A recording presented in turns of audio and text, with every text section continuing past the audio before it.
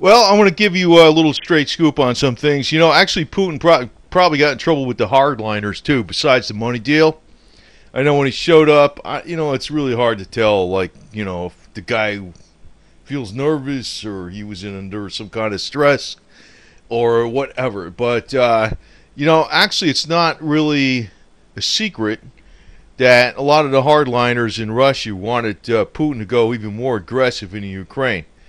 Now, for the people that freaking are just brain dead, I don't know what the hell to say to these people.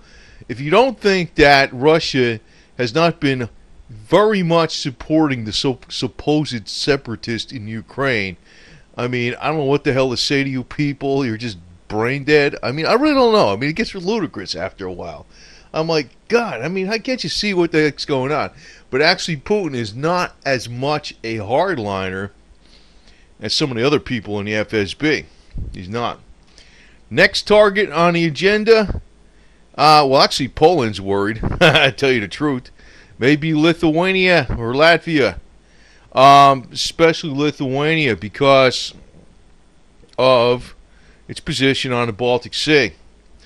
Now, actually, recently, they can't get a mutual agreement to inspect each other's forces as of May 2014.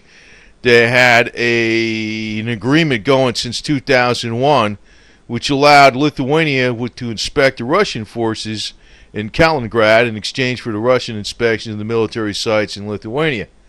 But it's like the deal, right? So that's all Russia's got to do is go get them right this way. So they could do it, and I think Putin is being pushed a lot harder by the hardliners, especially considering the economic conditions in Russia. So that's one thing that's really going to freaking change the scenario for the commodities. Now, I know they came out in the major media talking about the real reason that the Saudis did not raise, they decided to keep the oil production high, with thus keep the oil prices low. The real reason they did that was because Russia decided to keep their oil production high, and also Mexico. And I was like, they're not; those two countries aren't in OPEC. And I was like, man, that's a ludicrous freaking thing. Actually, I think the oil prices are going to be kept low as long as possible, even though it's clobbering the hell out of the shale oil industry in the United States, because they're trying to freaking squeeze Russia financially. But it ain't gonna freaking really. Well, you know what's going to happen is it's going to push the hardliners, and I think the hardliners got Putin by the cojones right now, and that's the deal. I mean, Putin himself is kind of a hardliner too. In overall scheme of things, I guess, across the world, but they got some people in Russia to make Putin look like Peacenik from hippie land or something. Maybe you want to put it that way. So, actually, too, the Russians are probably going to go on nuclear alert over the deal with Ukraine. Now, that was one thing Putin wasn't going to back down on, period, was the Crimea. No way in hell. But, it's more than Putin that's going on here in Russia. And it's evidenced by his disappearance and also the murder of his bodyguard recently, or death or killing of his bodyguard when Putin was disappeared over here in the last week or so. His main bodyguard is dead too, if you didn't know that. I saw that somebody gave me the link, but then I saw it in another place, and it says, well, it's true, I guess. It's not just a rumor. So the hardliners are really got Putin by the cojones. And, you almost think Putin is kind of a hardliner, but he's not being much of a hardliner as what the FSB guys behind the scene want. And, that's going right according to the plan of what Major Anatoly Glitchin said all along about when the Soviet Union fell apart. It was just a game to play possum to get a long-range plan to get a lot of technology from the West, strategic partnership, gain strength, and then they would basically hit the West when they're weak. But what they'll do, Lithuania is actually worried. The key thing was back in May 2014, Russia, canked that agreement. So they can hit Lithuania from Kalininggrad right over here. You know what I mean? They can do it that way. All right. Now, I don't know when this is all going to happen or not. I mean, it's like one of these things. It's like speculation.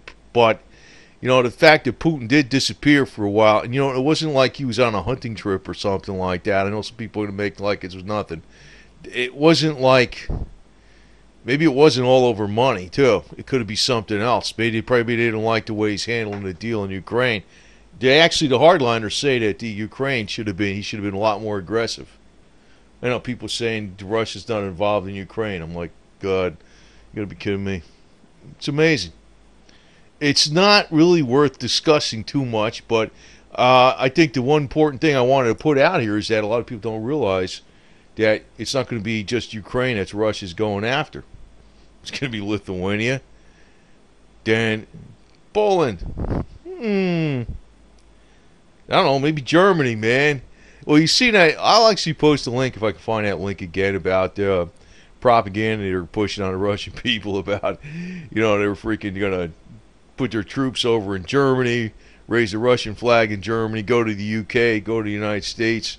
I mean, they're pushing this right on the Kremlin propaganda airwaves to the max.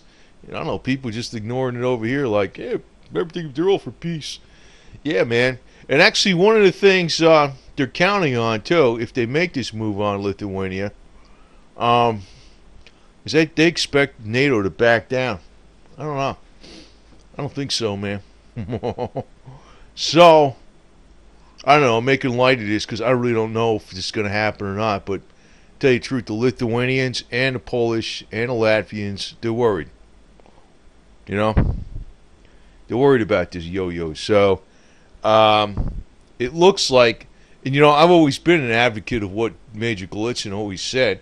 It was kind of weird that when this whole Eastern Europe communist bloc fell apart, there was no, it wasn't a bloody revolution. It was more like, oh, okay, you guys got more money than us. I can see the light because we don't have enough money down here in communist land. We're going to all be capitalists. And we decided to just flip ideologies here and give you a bankroll and we'll go capitalist. That's kind of how the revolution worked in Eastern Europe when the Soviet Union fell apart. I mean, if you think about it, it didn't fall apart, man. If that doesn't look like a ruse, I don't know what the hell doesn't look like a ruse, for crying out loud. To me, it was obvious as all hell. But, the major media like to tell everybody, oh, yeah, we just won the Cold War. No, we didn't.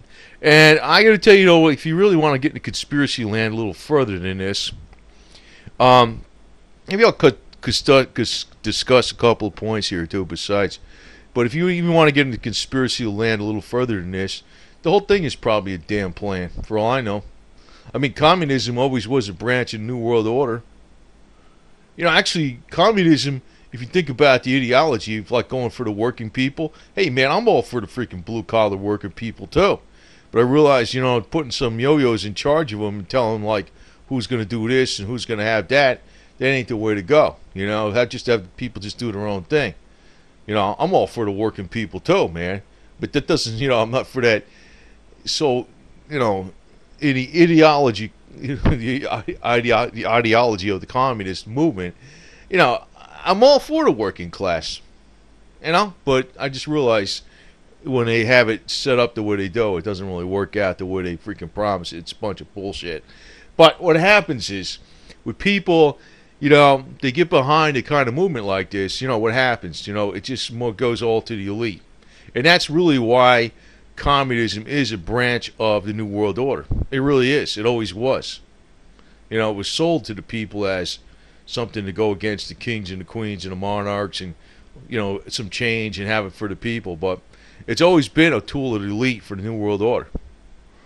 And, the fact that the major media didn't see how it was so obvious that the Soviet Union really didn't fall apart in a true sense because there was no, blood-like coups going on. It wasn't like people just getting wasted left and right and the leaders in these, Hungary getting killed and stuff like that because of all the stuff he did to the people. Nah, they just automatically became capitalists.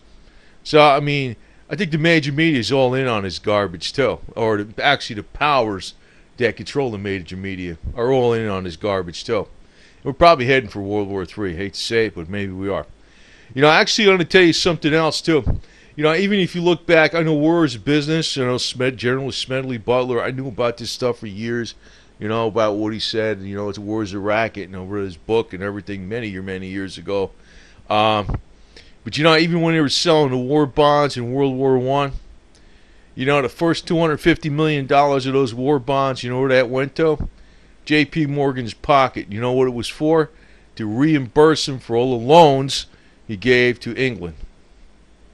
So it didn't really go to help the United States. It was to help J.P. Morgan first, and then, you know, he got his money back for anything he possibly might have lost on, you know, lending money to the UK in World War I. And then after that, you know, Bernard Baruch, you know, they make this guy look like such a big hero today. And people probably don't even know who his name is, but he's bigger than freaking, he's about the biggest deal going in the 20th century. Bernard Baruch. He made loads of money off of basically military hardware, military, well, let me just put it, anything and everything there is to do with war. But it actually was not even produced. He charged for it in his companies, and guess what? It was never, ever produced. So that's how some of these people get money. You think they just get money by freaking making a tank or making a plane? No, they send you the bill, and the tank and the plane isn't there. You know, you think you get it for selling fuel? No. They bill you for the fuel, and guess what? The fuel isn't there. But, you know, some of the fuel's there, but they bill you a lot more for what the hell they did. Actually, these guys on the top are just like doctors. They do the same thing in the medical world, too. They bill you all kinds of stuff for whatever shit they didn't do, and that's exactly the way it is. So, they're all a bunch of crooks across the planet. But, you know, Putin ain't going to save the world. I can tell you that right now. He's a semi-hardliner, and there's other hardliners even worse than him. So in a good way, it's a good thing he didn't get whacked, but it looks like he's under the control of the real hardliners. And like I said, actually, to tell you the truth, I always kind of knew it all along that Putin could not have been the front man, the actual leader of Russia, because he's got no time. He's always been out there tranquilizing tigers, wrestling bears, you know, fishing. He does a lot of fishing. He rides on a horseback. I don't know. Chasing gymnasts and stuff around, stuff like that. Whatever else he's doing. Flying a plane, skiing. Going in one of those bathyspheres, checking out submerged wreckage. So, I mean, he's always doing all this publicity stuff. You know, he couldn't be actually running the country that much. Somebody else was. And he's kind of like the guy that you see out there in the front. And it looks like the hardliners are actually looking to go for Lithuania. And after that, Latvia, Poland, I don't know. They're going to do a lot of stuff, man. And they're counting on NATO to back down, but I don't think that's going to be the case. So, anyway, you know, actually, if you're looking for your metals to go up, they're probably going to go up a real lot all of a sudden, because whenever there's a war like that, I don't know when this is going to happen exactly, but it looks like the writing's on the wall. And Putin's disappearance is a good sign that, I mean, the guy didn't just go, like, have the flu or something. Something was going on. The other thing is his bodyguard got whacked, his main bodyguard. And, oh, by the way, you know, I know the Kremlin pays a lot of freaking trolls to go around the internet, on social media, even on YouTube, and make comments and shit. And you're like, you know, if you're any one of those yo-yos, get lost. It ain't gonna work, man. Because I really see through your shit before you even start picking up your crayons. Because, you know, I'm not really totally against. I'm definitely not against Russia, for one. Number two, I'm not really against Putin even. What I'm really against is the freaking idiots here in the West that think Putin's their God and he's gonna save them from the evil banksters. You're idiots. Get it through your freaking head. You're freaking morons.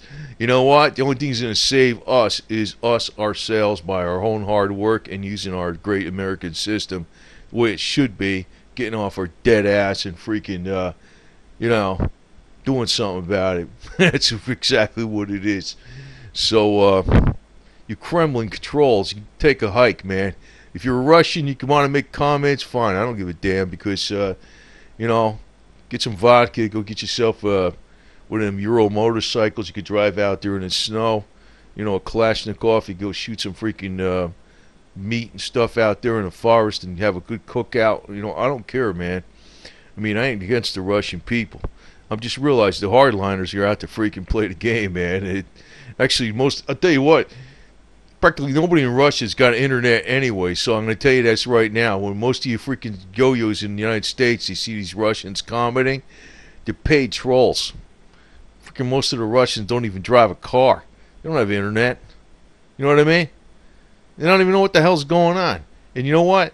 Russian freaking internet is so damn restricted, it's beyond belief.